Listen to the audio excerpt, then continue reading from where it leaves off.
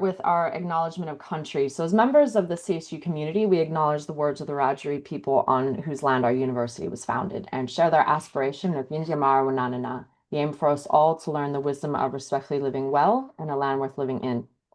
And I pay my respect to the traditional custodians of the lands where I live and work. That's the Gadigal and the Biribirigal people.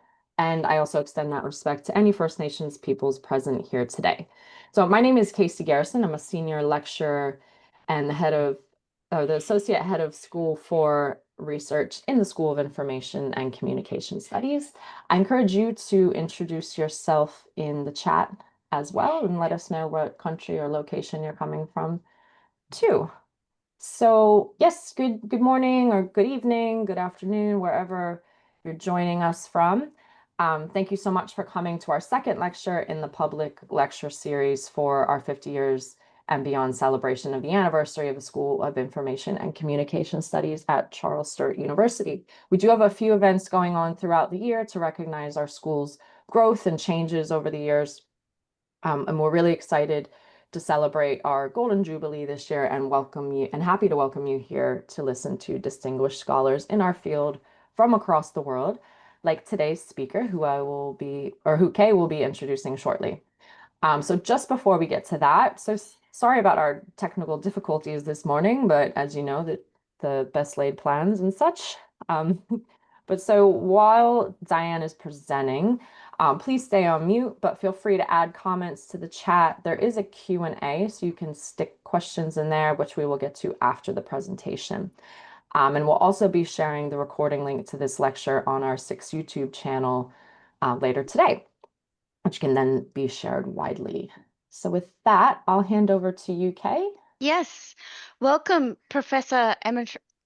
I always get my tongue tied around this word, Emerita Dianne Oberg. Dianne is a professor in teacher librarianship in the Faculty of Education at the University of Alberta. And Dianne's research focuses on teacher librarianship education and on the implementation and evaluation of school library programs. She co-authored with Jennifer Branch Mueller the award-winning professional document Focus on Inquiry, A Teacher's Guide to Implementing Inquiry-Based Learning in 2004, and she was an early adopter of online technology for graduate-level school library education.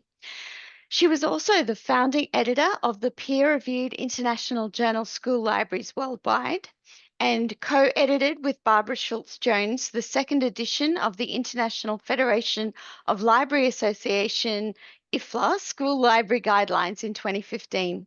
She continues to contribute to the work of the IASL, the International Association of School Librarianship, and the IFLA School Libraries section.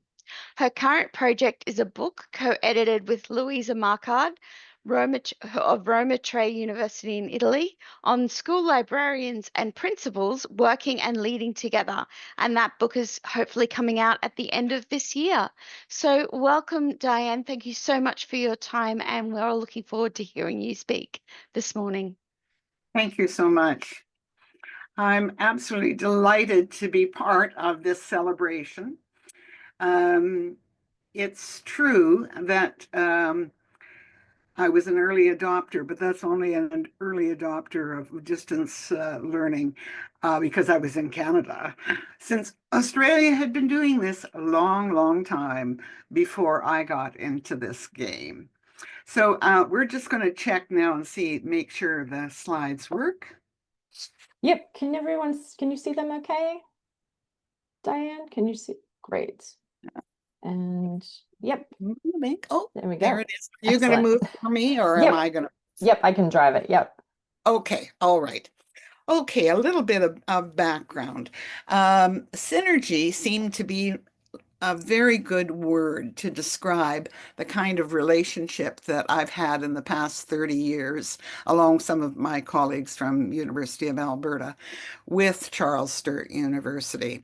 And it's been a wonderful connection, relationship, collaboration, partnership, and synergy. I came to Australia for the very first time in 1993 and gave my very first international keynote address. I had just finished my doctoral work And I was very excited about sharing what I learned on the project. I followed a district close to my home city that was really making very strong effort to implement a school library program of the sort of that you would expect to see in the best schools in Alberta and certainly in I think Australia as well. The event was the joint conference of the Australian School Library Association and the International Association of School Librarianship. So next slide, please. The theme of that the theme of the conference was dreams and dynamics. And my keynote really took that theme and looked at it from the point of view of vision and action. I am very pleased to dedicate this talk in memory of 3 Australians who are no longer with us, and who've made such a difference in my own development as a teacher, as a researcher, and as a member of our community. Next. Now you may be wondering why synergy. I've got the dictionary definitions up there for collaboration and partnership, words that we more commonly use in the world of teacher librarianship. But I think synergy takes it to just another level. So when I think of collaboration, I think of Montiel Overall's theory of teacher and librarian collaboration, which outlines the sort of stages or levels of collaboration that are important for student success. I also think of the first book that ISL co-published with Libraries Unlimited with the theme of collaboration, looking at collaboration frameworks, collaboration for special needs students, evaluation of collaboration, really a wonderful gift from around the world, scholars from around the world. And partnership, that's not a word we use that often, at least in my part of the world, to talk about teacher librarianship. But I think it's gotten some very new attention because of IFLA's Information Futures Summit, of course, which was last year in Australia. It sounded like it was a very, very interesting session. And I was interested to see what they had to say about school libraries. So I just want to share that with you.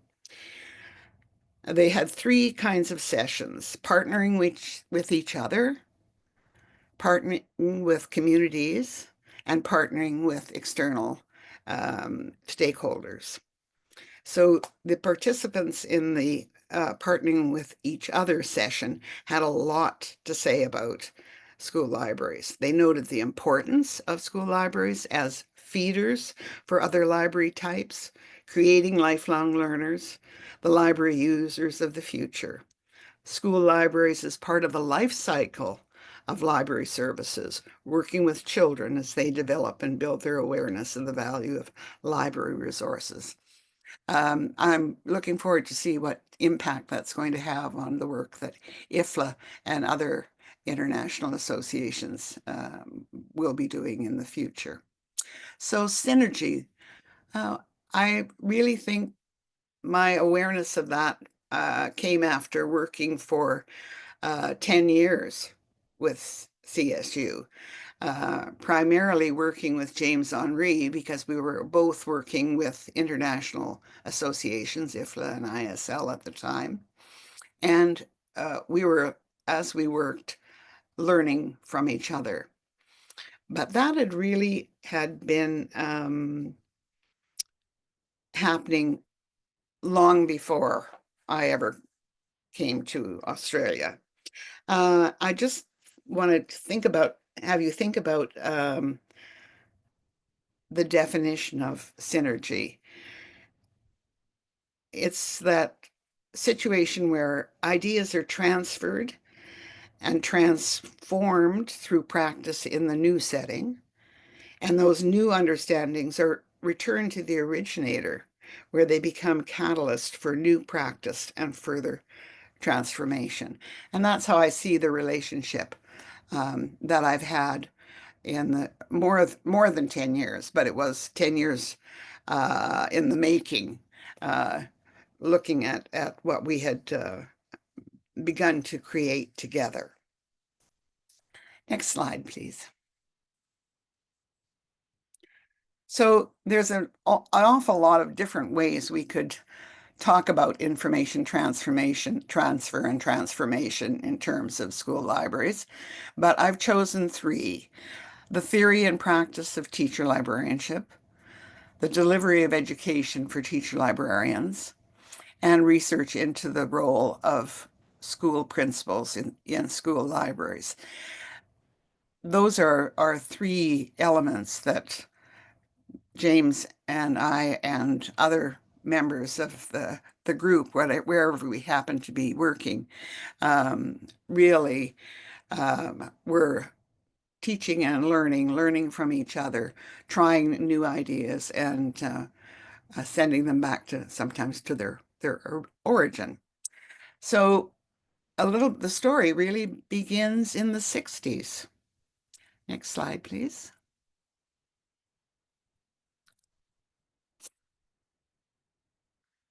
So looking at the 20-year period between the 60s and the 80s, when really school libraries started to develop very rapidly in both Canada and Canada and Australia. Australian Jeff Chapman. Now, I never knew Jeff Chapman or Roy London, so I got this information from James Henry. Jeff Chapman came to Australia in 1963. Yes, 1963. And very soon, he was just going for a few years to teach, but very soon he got involved working at the University of British Columbia in the area of school libraries. And he followed that with 5 years at the University of Manitoba and 8 years at the University of British Columbia. So when we talk about pioneers in Canadian school librarianship, really Jeff Chapman was one of those pioneers who created the theory and the practice of teacher librarianship. And about the same time, a Canadian principal and teacher, Roy London, came to Australia, and he was involved in managing the Queensland Department of Education's school library unit. He completed a school library doctorate from Monash in Melbourne. I was very surprised to see a PhD so early in that area. And in 1976, he became the first head of the school librarianship unit at Kelvin Grove, now Queensland University of Technology. In 1981, Chapman joined London at Queensland's University of Technology.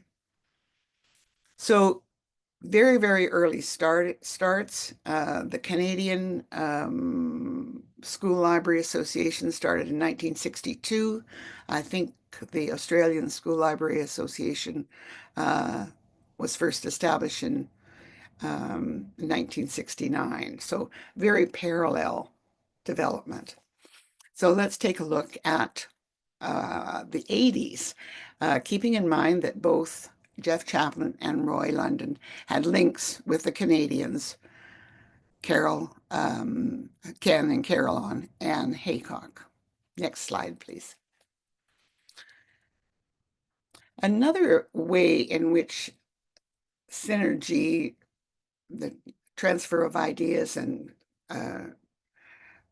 using new ideas and bringing them back to your home country.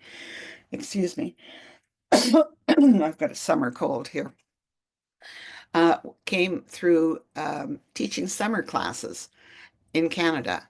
By 1985, most of the school library classes in Australia were being done online or with technology at a distance. And both Jeff and James came to Canada in the same year to teach at two different universities. At the very next year, Ken and Carol Ann brought their cooperative planning and teaching institutes to Australia. They went through many of the major cities in Australia. Their approach was in the institute to have 3 members of the school team for each from each school. So the principal, the teacher librarian, and a subject teacher. Another thing that happened, I think that helped us in Canada think about technology in different ways was the QUT Teleslack, that professional development by teleconference that Ken and Carol Ann were involved in, and I was involved in 1993 when I was on my study leave in Australia. In 3 years later, after the first very successful tour, Ken and Carol Ann came back and did more workshops on cooperative planning and teaching, and more work on emphasizing the important role of the teacher librarian as a leader in the school. And once again, they had some experience of Teleslack. Next one, please. So what was this shared understanding? I had no idea when the first time I came to Australia that I would see so many things that were the same as in Canada, things that we aspired to. Australia in many instances had already achieved in terms of their thinking, but our theory is always ahead of our practice, I guess you might say. So it's the teacher part of it, the teacher librarian. Both countries early made that decision that the school librarian should be a teacher librarian, should be a leader in the school. The teacher librarian should have teaching degrees and expertise and specialist qualifications for teacher librarianship. It's interesting that in Australia and in Canada, the professional preparation of teacher librarians happens to a large extent in a different way and sometimes in a different institution from people who are in the library schools. We still have quite a number of different approaches in education for teacher librarians, but there's still that commitment to in the education system for a distinct kind of model of school library education. An integrated approach was very important. Our first policy in Alberta in 1984 emphasized an integrated school library model, a sharing of work together in a team with the teacher librarian and the classroom teacher, an emphasis on instruction, and an emphasis probably that wasn't carried out very effectively, but certainly our research in the 1990s with principals showed that they expected and they wanted the teacher librarian to play a role in school-based professional development, in-house professional development, and in working to implement the goals of the school. Okay, next slide. James and I used to speculate very often, over a cup of coffee, thinking about why is it that Australians and Canadians seem to really hang out together? And this is really true in teacher librarianship. Why is that? So these are some of the things we came up with. There's no research, there's just speculation here to say, now, why is it that we learn from each other and work together? We know the theory and practice of teacher librarianship in the two countries are conceptually very similar. Well, we said shared heritage. Both countries are part of the British Commonwealth, uh, for good and for evil sometimes. I was shocked the first time coming to Australia, going to the museum in Sydney and seeing that Australia had residential schools for the Indigenous people. And that was, and still is, a very big heartache for the Indigenous people in Canada. There were lots of similarities in culture, in education, in politics. The countries are both very large countries with large unpopulated or nearly unpopulated areas. And both countries have a very rich ethnic mix. I think both countries struggle a bit to resist American cultural dominance. And we're feeling that very much right now, of course, in Canada, where the current president seems to think that we'd make a very nice first state for the United States. And we've been, as the hockey players would say, we've been elbows up on that point. I think the early development of school librarianship, where there were lots of links back and forth between the countries. I'm sure all of you know people Australians who've taught in Canada and Canadians who've taught in Australia. I know very many people who have. So those connections are really what help that synergy happen. The next slide, please. Okay, the second area that I want to talk about where Australia has really had a strong influence on Canada, and that's in the area of distance delivery of education generally, but particularly in the distance delivery of teacher librarianship education. So how did that happen? Well, certainly James Henry and others came to Canada numerous times, starting in 1985, where they taught summer classes at the University of Alberta, the University of Ontario, University of Prince Edward Island. Altogether, I think there are 5 different universities across the country in Canada where Australians had made a difference. I know it wasn't all James, it was other staff or faculty members as well. I think at least I got the impression from James's experiences in Canada that the Australian faculty members were quite shocked. Why hadn't Canada, with all its similarities to Australia, picked up on distance education? What was holding them back? And really, James and other people from Australia wrote lots of papers in Canadian and Australian journals about distance education and how it could be effectively done. The summer classes were also an area where more sharpening of our understanding of the theory and practice of teacher librarianship happened, because the students, of course, brought their understanding of teacher librarianship, and the visiting instructor brought his or her understanding of teacher librarianship, and those discussions really helped clarify what was important about the theory and the practice of teacher librarianship.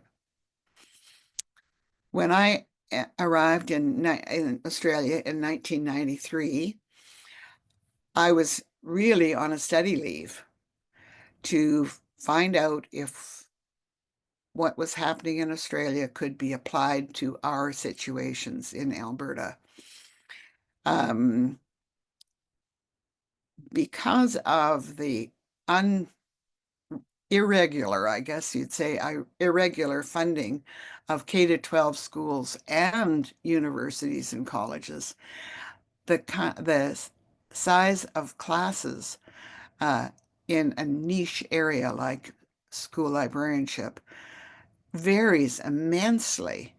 And it just seemed that if we didn't find some way to find more students, we knew they were out there, but the same situation as in Australia, the students in teacher librarianship were primarily women with family and with many, many responsibilities.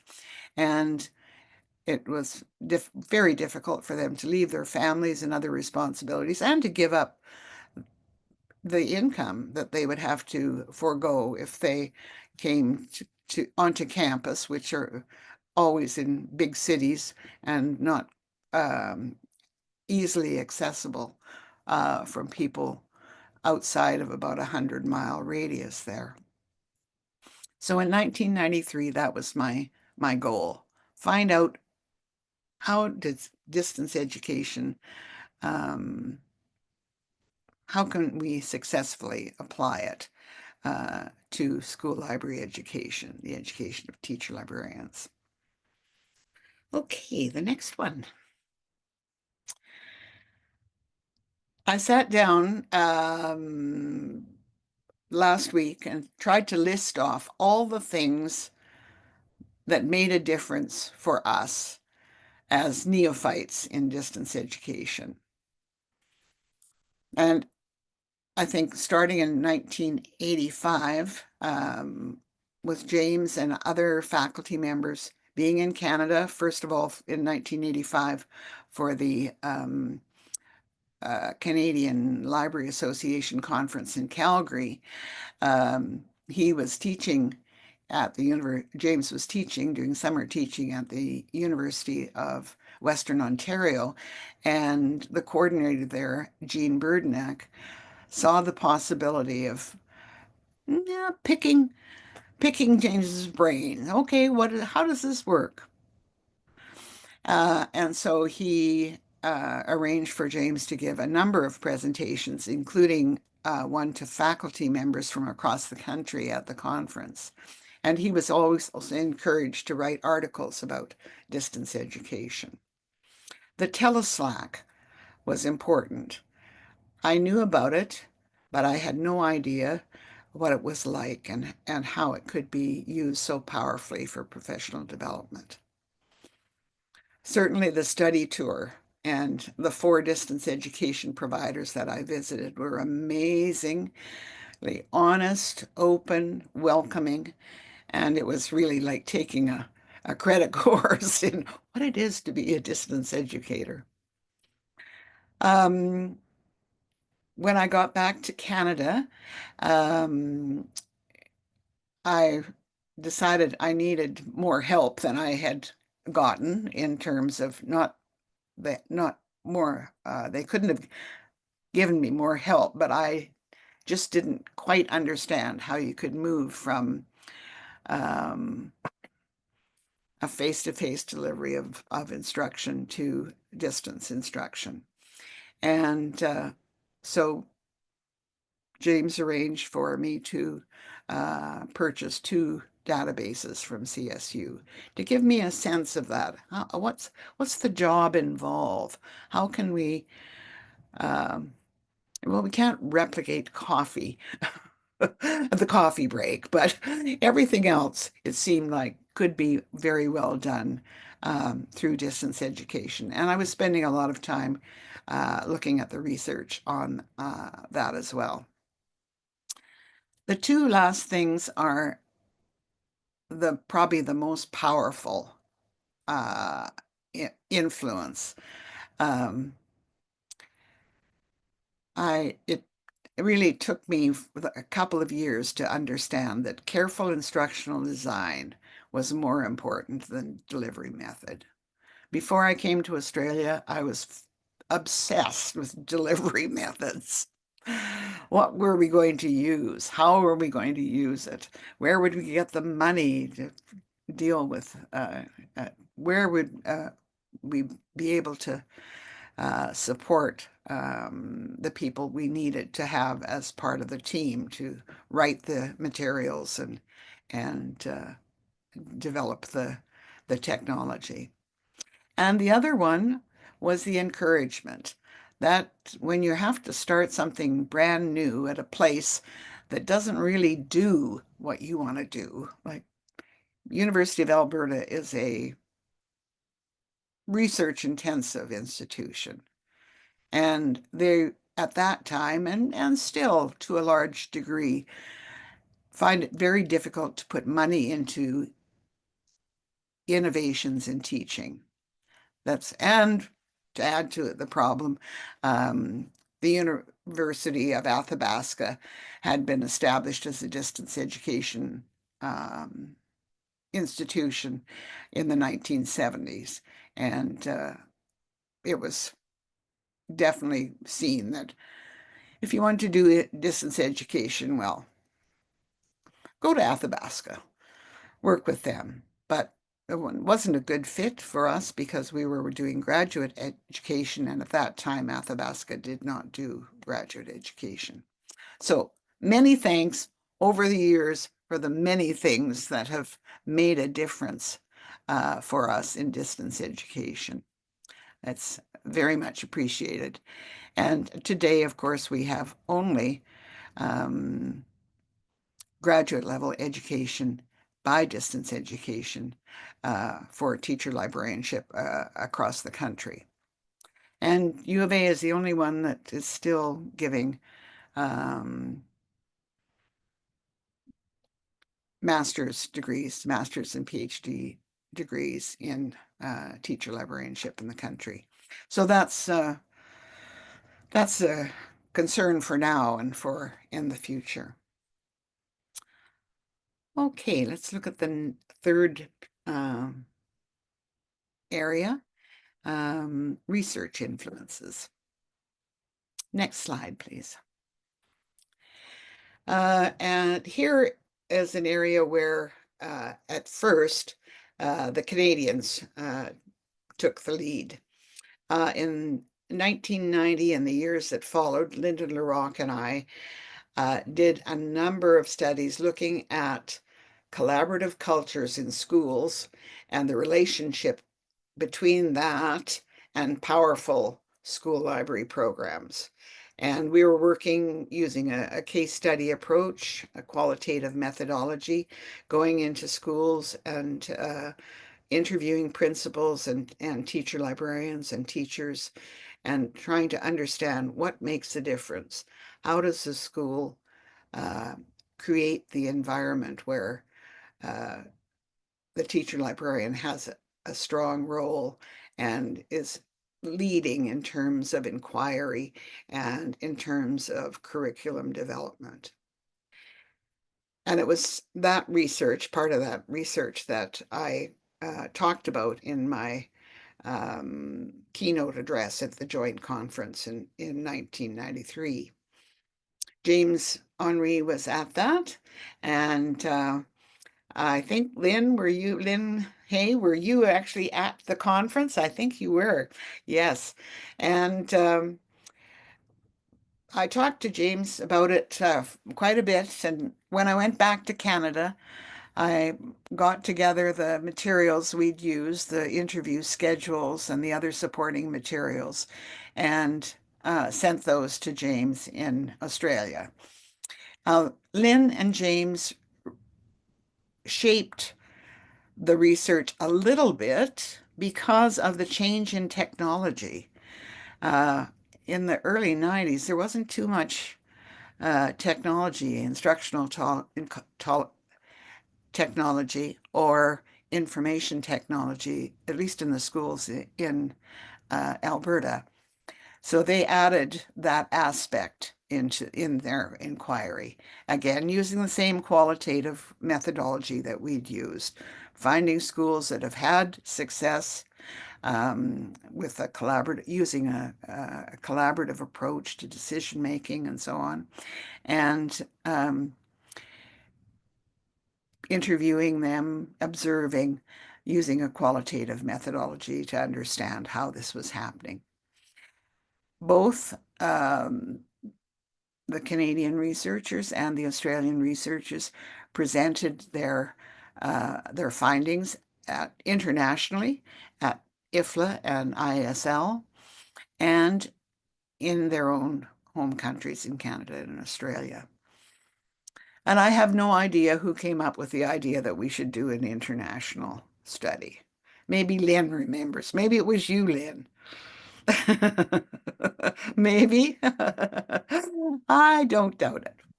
I think it was a conversation at IFLA at some time, and it was actually James Herring from Scotland who was talking to us about wanting to replicate, and all of a sudden we found ourselves with 7 countries. Ah, so more of the story. Thank you, Lynn. You're right. We ended up with 7 countries. So that meant also, because a lot of them were not experienced or trained researchers, we ended up doing a workshop or 2 to help support the people who are going to be co-investigators with us. So 7 countries, Australia and Canada, we were already in. Scotland, I'd forgotten about that. I don't remember that at all, actually.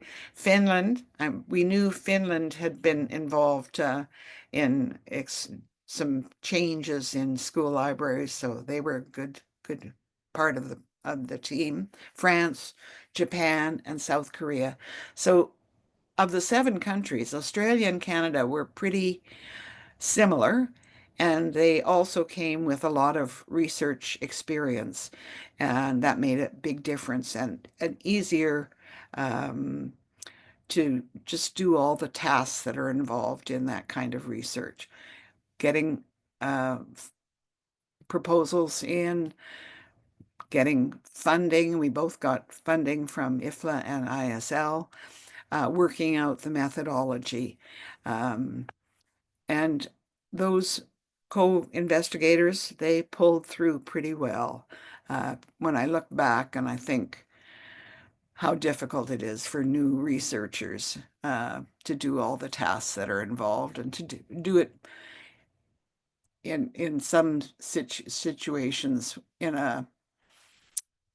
having to first translate and make sense of the questions in their own home language, a major challenge. So the final dissemination responsibility, of course, of the researchers was to make a final research report, and it was published as an IFLA professional report in 2002. It included both guidelines on how the research needed to be done and what the implications were for practice in the when you're looking at the relationship between the library, the librarian, and the principal. What are some of the things that you need to understand as part of that responsibility? So it's a piece of work that I think I can say that we're all very proud of still, 20 years later. Next slide, please. So we've looked at synergy from 3 different perspectives, from 3 different kinds of work. And I think it's worthwhile thinking about the complications, the complexity of what happened in order to move forward the theory and practice of teacher librarianship. Those pioneers from the 60s, I think, and early 70s did an amazing job of getting us ready to think about teacher librarianship in new ways. It was very hard, for example, for many of the people we worked with on the international guidelines to understand that teacher librarianship was a leadership responsibility. So those summer classes with the Australians visiting Canada and talking with people who are training to be teacher librarians, but are coming from the school, the education system, which amazingly is quite similar in both countries. And the Ken and Carol Ann's work on cooperative planning and teaching. We'd certainly say collaborative planning and teaching, I think. And they had a pretty strong one model, but other models have been developed. But we need the first model somebody has to do the first model to get it going. In terms of delivery of education for teacher librarians, we thought CSU was the model closest for us that would help us. And a lot of that was because the theory and practice there that was being presented was very similar to Canada, but also the CSU model was very simple and straightforward. I've done research since then on various models of school library education, and in some countries there's a law that says you have to offer face-to-face as well as distance education. You can't just do it with one kind of delivery method. And I knew that we'd be fortunate in Canada if we got one delivery model implemented. We were running the Volkswagen version of distance education. We didn't have any chance of getting the Cadillac version, that's for sure. And certainly the encouragement and the understanding about instructional design was very important, and it came through very clear in all of the four institutions that I visited during the study leave. And research into the role of school principals in school libraries. I wish there was more research that was done along the model that we, I think as Lynn explained, we've kind of fell into. I had never, when I did the first study on collaborative cultures and school library programs, I had no idea that it would be any more than that one study, and I'd find out the answers to the questions I had, and I would never do anything more with it. So serendipity has a part to play in our lives as well. The research, I think the work that we did together on the delivery of education helped us, distance education, helped us develop understanding and trust, and that was very important. The international association work certainly played a part there. There was another thing that I was going to mention, but it's gone out of my mind right now.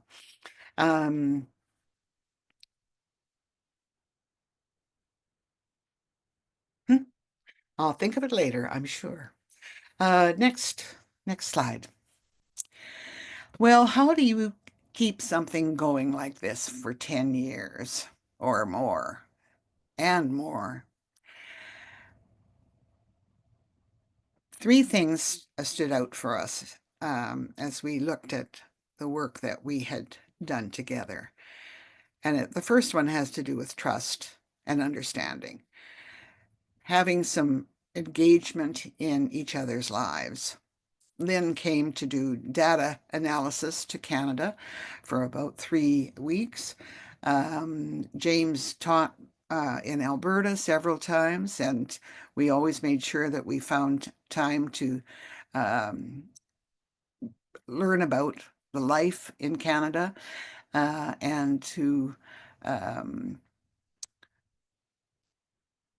understand the weaknesses and the strengths that we bring to the project. That's important. If you know ahead of time where we can go for support in one part or another and where we're going to have to find other supports, that makes the work go much more easily if we have that trust. The mutual involvement in international association work, over and over and over again, IFLA, ISL, IFLA, ISL. We've got the financial support, but even more was the opportunity to meet with people from around the world and to develop programs quite independently. They gave us a lot of space, and I'd certainly recommend people who haven't had that experience to try out ISL or IFLA or both. The last one, making and carrying out of informal agreements and commitments. Sometimes we get stopped by people saying, oh, you have to do this, you have to do that. But in fact, we had hardly any formal paperwork. The one piece that was very important was just a one-pager that basically said, university to university. These people can do what they need to do in instructional design, in research, in finding funding. We didn't have to have close supervision, and we didn't get any close supervision either, which made us, I'm sure, a lot more creative and flexible, which we needed to be when you think of a 10-year period that we carried out this research. Oh, I know what I thought about a few minutes ago, and I was going to mention. It's still slow for distance education in Canada. Only one university,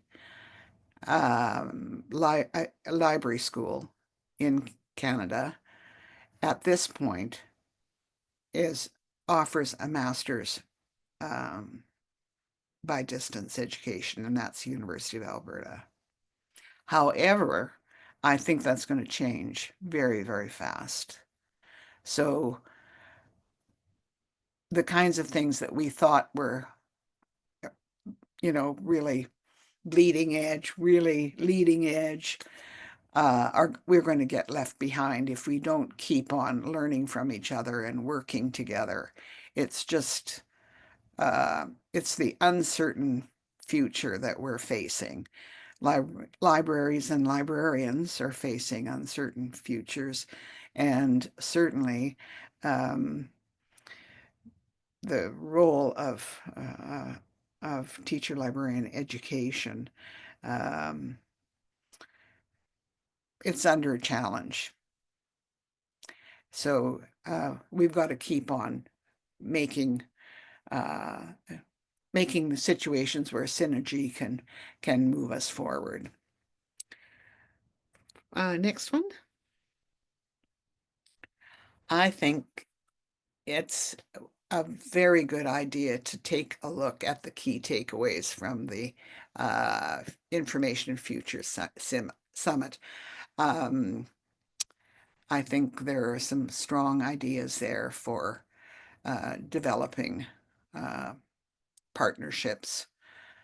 We're going to need that, I think, in the future. So the first one captures very much, I think, what James and I and our co-investigators, our co-conspirators, understood that partnerships are a way of driving innovation and impact. You need to have people around you who are willing to try things. And sometimes having the other person say, no, we can just keep on working on this, helps us get through those tough times, those frustrating times for when we're working on innovative and creative new things. Equity. Partnerships need to be good for both sides of the partnership. Thinking about how we can make sure that all the parties are involved and we're not just taking. It's a principle of research, reciprocity, that our participants get something out of the research as well as we, the researchers, and the same thing for partnerships. We need to make sure they're working for all parties. The strong connection between different types of partnerships all have a role to play. And I think, or at least I hope, you have understood from the stories that I've told today that these aren't separate silos of sharing, of trusting, of working. They're all intertwined. They're complex. And the connections are there. The good things that you do with stakeholders pay off with communities, and the good work that you do between libraries and universities pay off with communities and with stakeholders. So it is important to have all of those types of partnerships. And the value of developing skills for partnership as a future goal. It does take time and experience to build partnerships. It's not something that we innately have the skills to do. And so I'd certainly say that if collaboration, partnerships, synergy have concerns for you, that the report that Ashley Lowry put together is a very good place to start. And one last one, I think. Yes. Congratulations and best wishes for continued success. I must say that our relationship with CSU has been wonderful over the years. You've been very, very generous in sharing the things that have worked for you and things have not worked for you. And we've enjoyed all the friendships that we've developed over the years, and we hope that there will be more. Some of you I don't know yet. Lovely to see you, Hillary. We just got the page proofs back at long last from the principal's book. Yes, yay! Yay for all of us. Thank you so much. That's great. Thank you so much, Dianne. And we do have quite a few questions coming up. Okay. So I'll take some from the chat first. So Jelena asked, would these gaps in distance learning and approaches between Canada and Australia be expanded to have an exchange program for PhDs, postdoctoral, or early career researchers to share their approach to distance learning? I think that's quite possible. There's some what sorts of things do you think people would be interested in? Do you have students who've experienced some sort of yeah, what would they be looking for, do you think?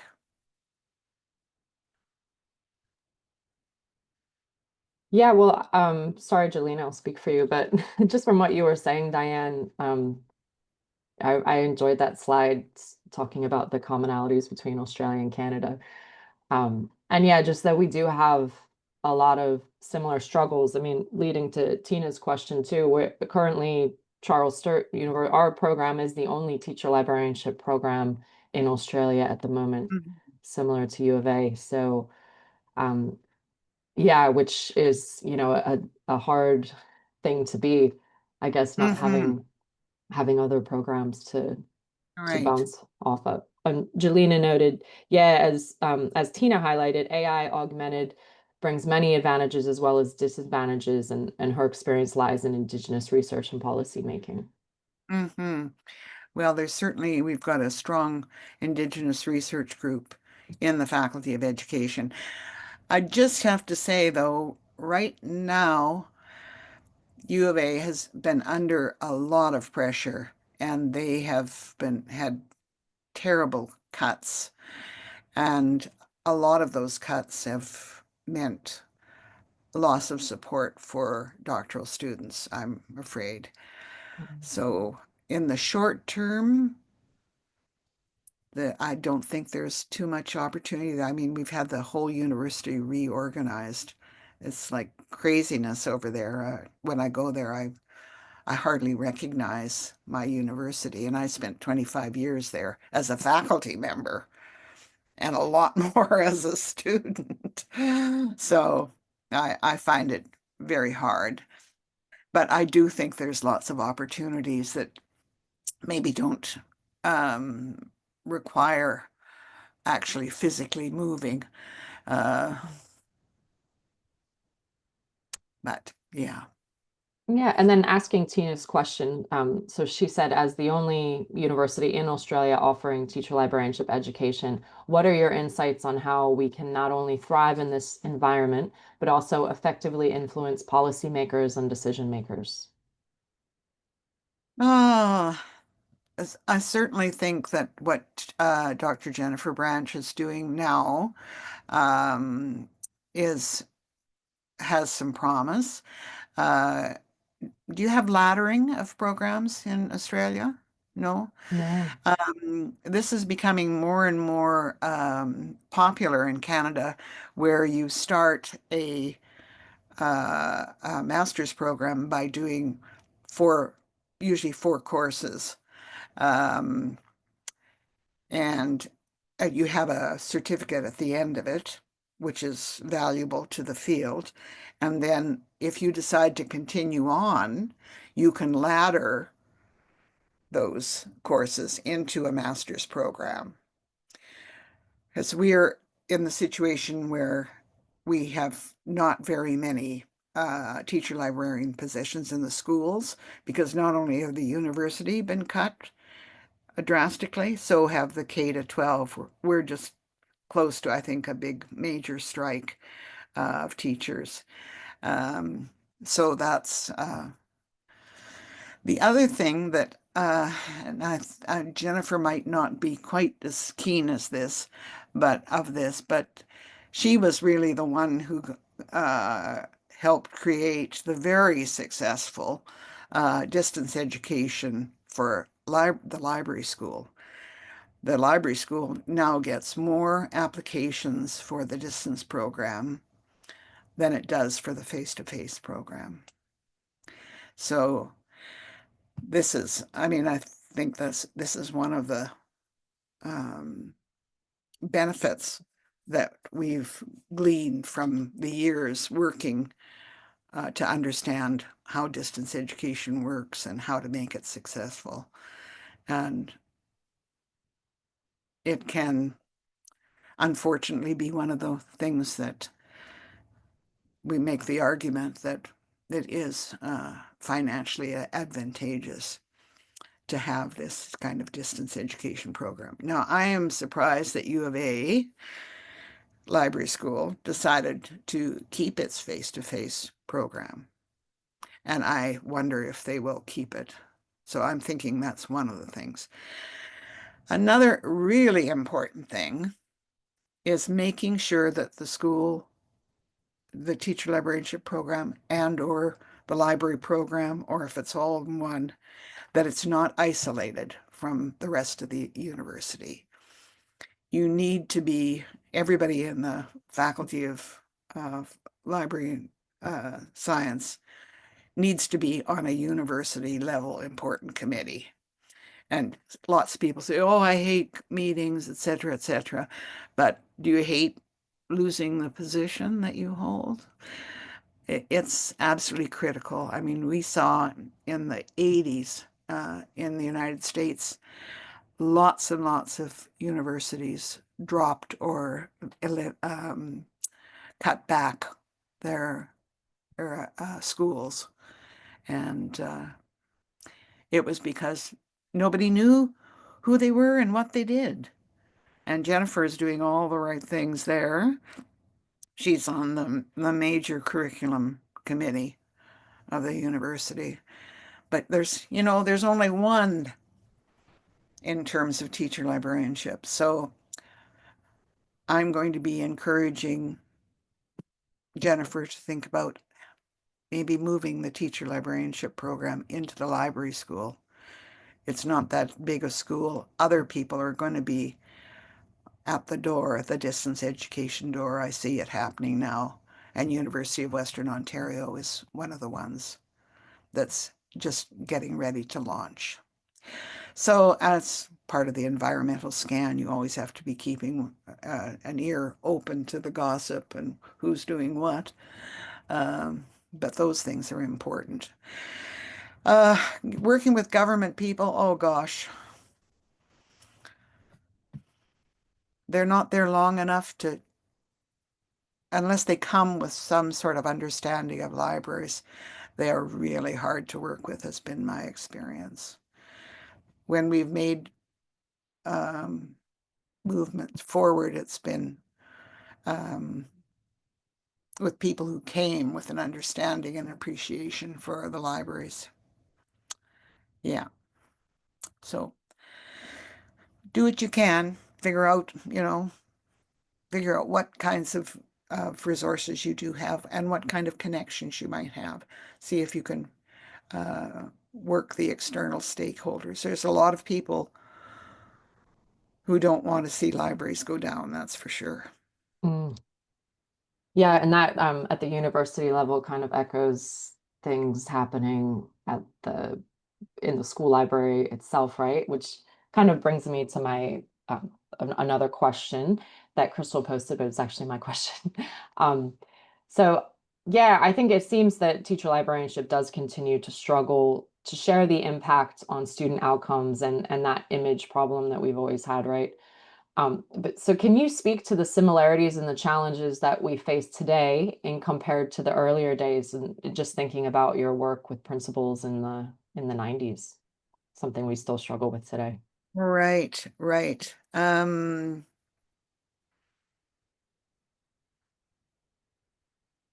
It's extremely difficult. Again, the challenge that I've always seen is that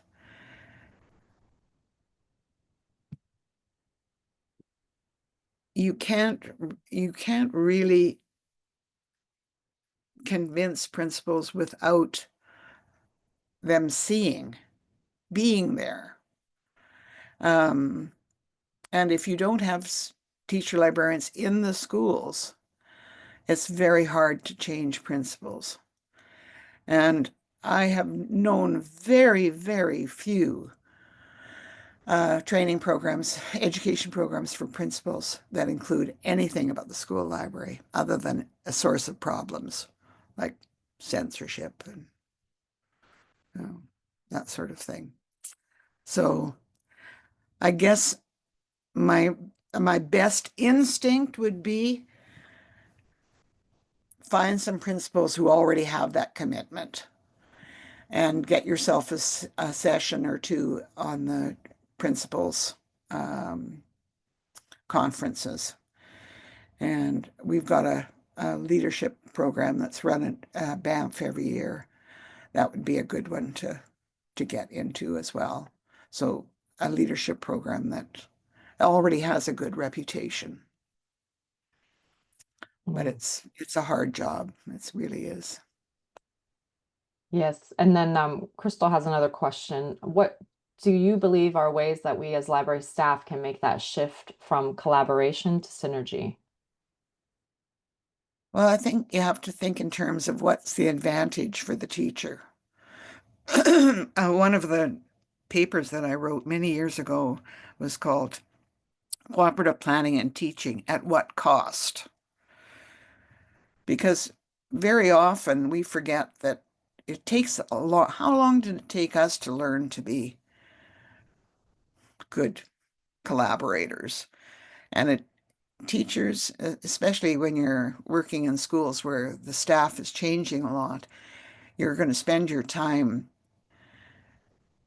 teaching the teachers and teaching the principal what you do. And to do that without seeming self-righteous and better than everybody else, knowing everything better than everybody else, that's a hard thing. So learn what you can about the approach to planning. Some teachers are long-term planning people, and you need to work with them for a very long time before they actually come to work with you in the library or in the classroom with you in the classroom. And other people are just last minuters. And you can't be one or the other. You have to be both. Another piece of it, I think, is surprise the principal by going in and saying at the beginning of the year or at the end of the year, well, next year, what would you like me to do? What kinds of things are you working on that I can help you with? Because you're in a very expensive commodity in that school. And it's very easy to change you into basketballs, if you know what I mean, with the budget. That's a great quote. Well, thank you so much, Dianne, for sharing your teacher librarianship perspective with us this morning or this evening, wherever you're coming from. We're about out of time, so I'll just remind everyone that our next lecture is going to be in August, and that's with Professor Terry Flew, coming from a communications perspective on our school. So if you've registered for this lecture, you will get the link for that one, although it should be the same link, although you know how technology works. And then our final lecture will be with Jillian Oliver from an archives perspective. So yeah, then that one's back in November, so we'll have a while for that. We'll be switching seasons by then, Dianne. You'll be in autumn. Well, it looks like it's going to be winter out our doors right now. So oh no. Well, yeah, here too. It's cold and rainy. So thank you so much, everyone. Thank you, Dianne, and hope everyone Thank you. has a great day, evening. Yeah. Okay. Goodbye. See ya.